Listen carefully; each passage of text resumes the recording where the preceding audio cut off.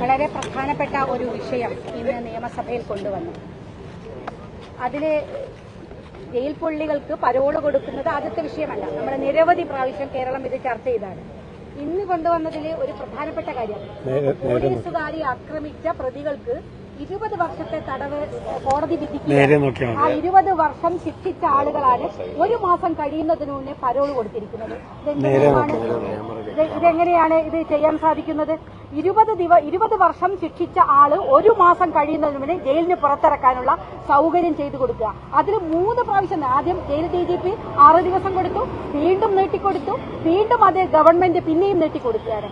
അങ്ങനെ പ്രതികൾക്ക് മുഴുവൻ സൗകര്യങ്ങൾ. ഇത് ഈ ഒരു കേസിൽ മാത്രം നിരവധി ഇതിങ്ങനെ തുടർന്നുകൊണ്ടേയിരിക്കുകയാണ്.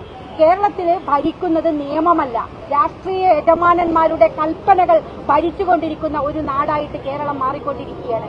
നമുക്കറിയാം, DP കേസിലെ പ്രതികളെ സംബന്ധിച്ച് നമ്മൾ നിരവധി തവണ ഉന്നയിച്ചതാണ്.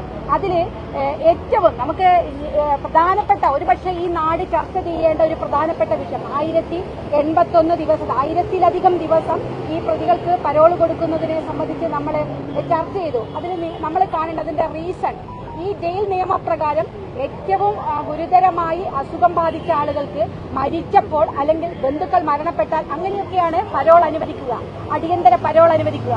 പക്ഷേ ഈ DP കേസിലെ പ്രതികൾക്ക് മാത്രം അനുവദിച്ച പരോളിന്റെ കാരണമാണ് ഏറ്റവും വിചിത്രം. Time to spend family members.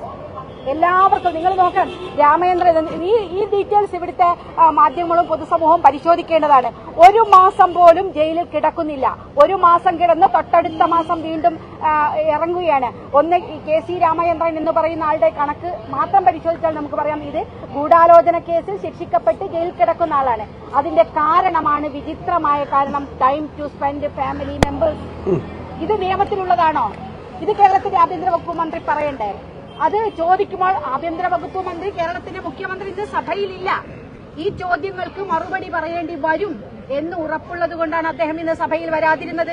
ഇതേത് നിയമത്തിലാണ് എന്നത് ഇവിടുത്തെ നിയമവകുപ്പ് മന്ത്രിയാലും ഇന്ന് പാർലമെന്ററി കാര്യ വകുപ്പ് മന്ത്രിയാണ് മറുപടി പറഞ്ഞത്. അദ്ദേഹം പറയണം, ഇത് നിയമപ്രകാരമാണ് കൊടുത്തത് എന്നാണ് അന്ന് അദ്ദേഹം ഇന്ന് സഭയിൽ പറഞ്ഞത്. ഇതേത് നിയമപ്രകാരമാണ്? ഏത് നിയമത്തിലെ വകുപ്പാണ് time to spend family members? അതായത് എല്ലാ മാസവും 1 മാസം ജയിലിലാണെങ്കിൽ പിറ്റത്തെ മാസം ഫാമിലിയുടെ കൂടെ ചെലവഴിക്കാൻ വേണ്ടിയിട്ട് പരോള് കൊടുക്കുന്ന ഒരു കേരളത്തിലെ വിചിത്രമായ സംഭവങ്ങൾ നമ്മൾ കാണുകയാണ്. ഈ വിഷയം ഈ സഭയിൽ ചർച്ച ചെയ്യേണ്ടേ?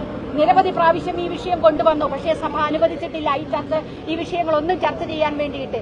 ഇന്ന് വീണ്ടും കൊണ്ടുവന്നു. അവർക്ക് ഭയമാണ്. തീർച്ചയായിട്ടും ഒരുപാട് വിഷയങ്ങൾ, പയ്യന്നൂരിൽ നടക്കുന്ന പാർട്ടി ഗ്രാമമാണ് പയ്യന്നൂർ. അവിടെയാണ് 50 വർഷത്തിലധികം പാർട്ടിക്ക് വേണ്ടി പ്രവർത്തിച്ച കുഞ്ഞികൃഷ്ണൻ എന്ന് പറയുന്ന സഖാവ് ഈ കാര്യങ്ങൾ, പാർട്ടിയിലെ നെറുകേടുകൾ വിളിച്ചു പറയുകയാണ്. അപ്പം അയാളെ കൊല്ലാൻ കൊട്ടേഷൻ കൊടുക്കുന്നുണ്ടാവും. അതിന്റെ ഭാഗമായിട്ടാണ് ഈ ക്രിമിനലുകളാണ് ആ പ്രകടനത്തിൽ പങ്കെടുക്കുന്നത്. പരോള് കിട്ടി പുറത്തു വന്ന ക്രിമിനലുകൾ പ്രകടനത്തിൽ പങ്കെടുക്കുകയാണ്. ഒരു പ്രശ്നവുമില്ല. ഏത് നിയമപ്രകാരമാണ് ഇവർക്ക് ഈ പ്രകടനത്തിൽ പങ്കെടുക്കാൻ കഴിയുന്ന? ഏത് നിയമപ്രകാരമാണ്? ജയിൽ DIG കൈക്കൂലി വാങ്ങുകയാണ്. കൊടിസുനിയുടെ കയ്യിൽ നിന്ന് 1,80,000 രൂപ, അണ്ണൻ സിബിത്തിന്റെ കയ്യിൽ നിന്ന് 45,000 രൂപ. ഇത് വാങ്ങിയത് നമ്മളാരും കൊടുത്ത കണക്കല്ല, കേരളത്തിലെ വിജിലൻസ് കൊടുത്ത കണക്കാണ്, റിപ്പോർട്ടാണ്. വിജിലൻസ് മേധാവി മനോജ് എബ്രഹാം സാർ കൊടുത്തല്ലോ റിപ്പോർട്ട്. എന്ത് നടപടിയെടുത്തു? കുറേ ദിവസങ്ങൾ കഴിഞ്ഞതിന് ശേഷം പേരിലൊരു സസ്പെൻഷൻ. അദ്ദേഹം ഇപ്പോഴും ആ സസ്പെൻഷൻ കഴിഞ്ഞ് വീണ്ടും ഈ DIG ജയിലിൽ തിരിച്ചെത്തും. ഇവരാണ് ഈ ക്രിമിനലുകൾക്കെല്ലാം സൗകര്യം ചെയ്തു കൊടുത്തുകൊണ്ടിരിക്കുന്നത് ഈ നാട്ടിൽ. ഇങ്ങനെ ക്രിമിനലുകളെ വാഴുന്ന ഒരു സംസ്ഥാനമായി കേരളം മാറിക്കൊണ്ടിരിക്കുന്നത് കേരളത്തിലെ സഭയും കേരളത്തിലെ ജനങ്ങളും ചർച്ച ചെയ്യണം. ഇതെന്താണോ പിണറായി വിജയന്റെ മുഖമുദ്ര എന്നത് തീർച്ചയായിട്ടും ഈ നാട് ചർച്ച ചെയ്യപ്പെടേണ്ട വിഷയമാണ്.